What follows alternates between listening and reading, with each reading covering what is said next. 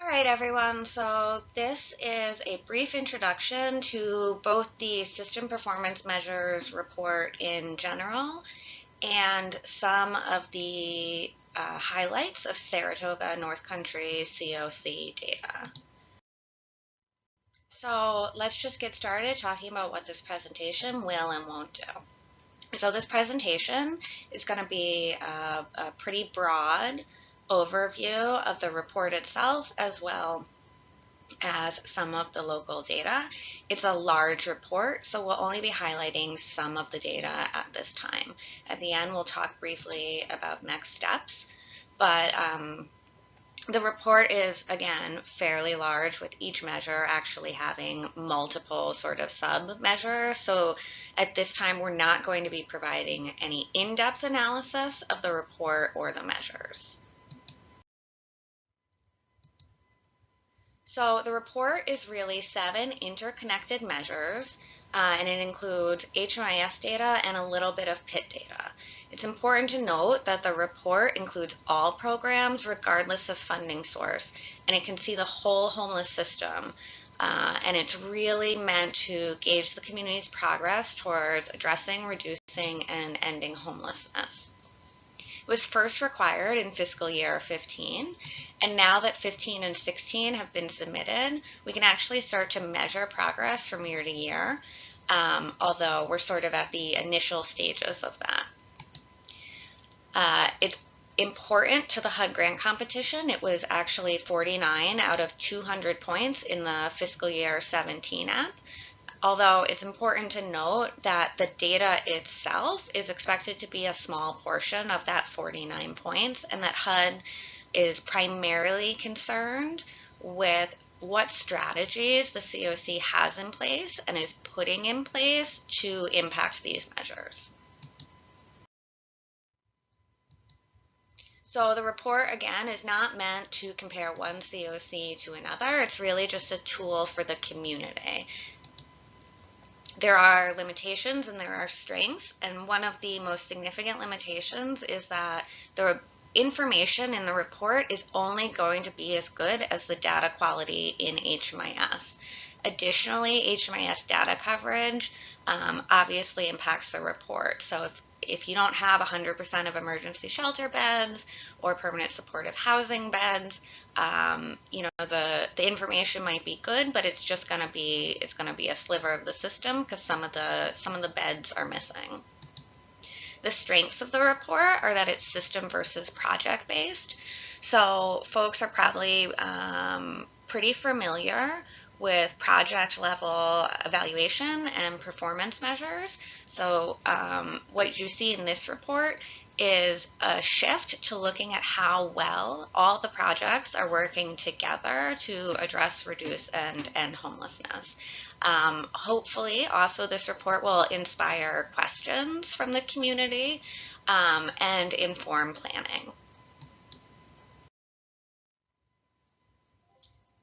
So the 7 measures, just briefly, are up here. We're not going to go through them all at this time, but I did want to note that just again, with the exception of one measure, it includes all programs, all projects that are residential, rapid rehousing, and street outreach, regardless of funding source. So it's COC funded, ESG, RI, any voluntary programs. There's one exception, which I'll note as we go through the slides.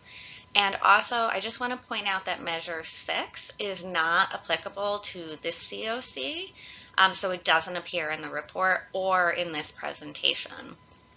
Measure 6 is specific to projects that are approved to serve Category 3 homeless folks, and again, there's none in this COC, and in fact, there are none nationally. So Measure 1, the first measure is looking at length of time homeless. It measures how quickly the system is able to move individuals and families into stable housing, and it differs from length of stay because it tracks folks throughout their entire time in the system. So the length of stay for a particular shelter could be 20 days or 25 days or 5 days. But this is really going to follow individuals as they move from stay to stay or program to program. So it'll capture those multiple stays and really give you a sense of how long folks are spending in the shelter or transitional housing system. So this is the Saratoga data, and it shows both the average and the median length of time that folks are in emergency shelter. So we see there was a little bit of an increase in the average, just one day, and there was a decrease in the median. So what this data can tell us is when we see sort of a big difference between the median and average, it's caused by extreme high utilizers.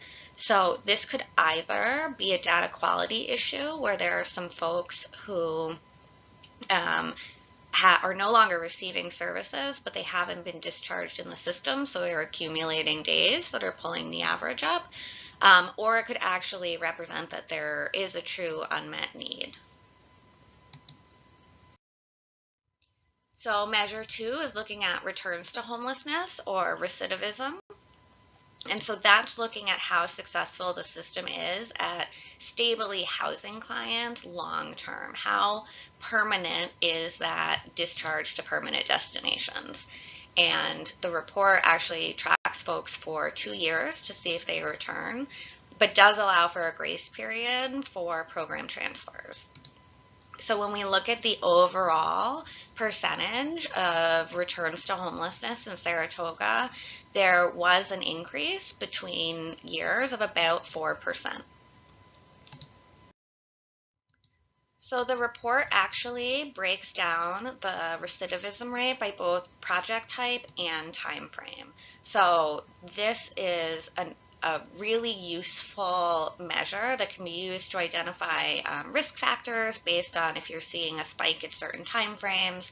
You can do some deep digging to see if there's particular permanent destinations that tend to increase the chances of returning.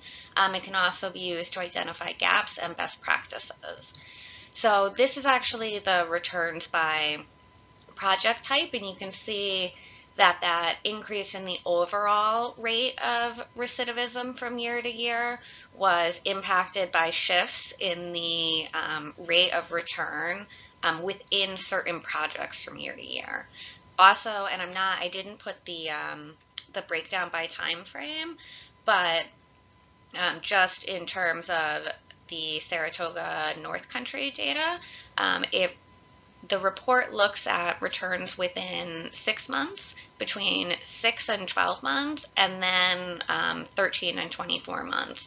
And as you might expect, there was a spike in returns before 180 days. So in this community, folks are really most vulnerable to returning to the homeless system after a discharge to a permanent destination within that first 6 months. Measure 3 and 4 are really just raw numbers looking at community progress towards reducing and eliminating homelessness. So it's a snapshot of the homeless population, and it includes measure 3 is just the number of folks during the PIT count, and then the number served in HMIS. And within the COC, both the PIT and the HMIS count went down between years. Measure 5 is looking at the number of folks who are first-time homeless, and it looks at everyone admitted in the HMIS and just pulls out the number who had prior enrollment. So those are the folks who are not homeless for the first time, and then looks at the number of folks who are coming in brand new that we've never seen before. So that went up a little bit, which means that while fewer individuals are homeless overall, there's a new group of people who are falling into homelessness. So this can obviously be used to measure the scope of homelessness in the community, as well as identify some needs. Measure 4 is looking at income growth, but only in COC funded projects. So this is the one exception to the the general rule that every project in the HMIS is included.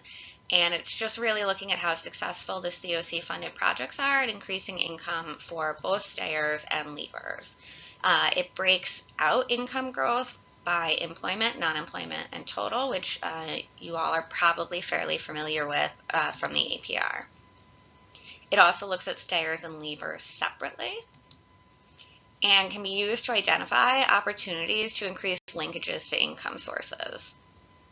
It is a different calculation of income growth from the APR. I just want to note that for stayers, it's looking at growth from one year to the next rather than from admission to most recent annual assessment.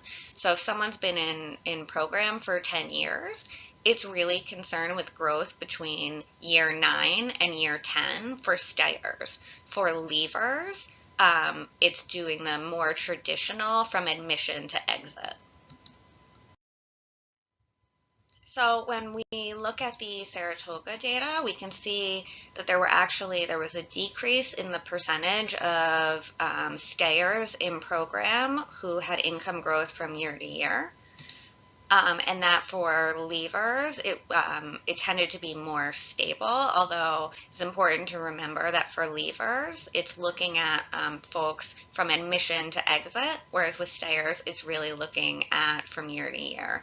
And there are a lot of factors that go into the rate of the percentage of folks with income growth, including decisions about cost of living increases and benefits. If a lot of your folks are solely receiving non-employment income and the benefits don't go up from year to year, you're going to see that decrease.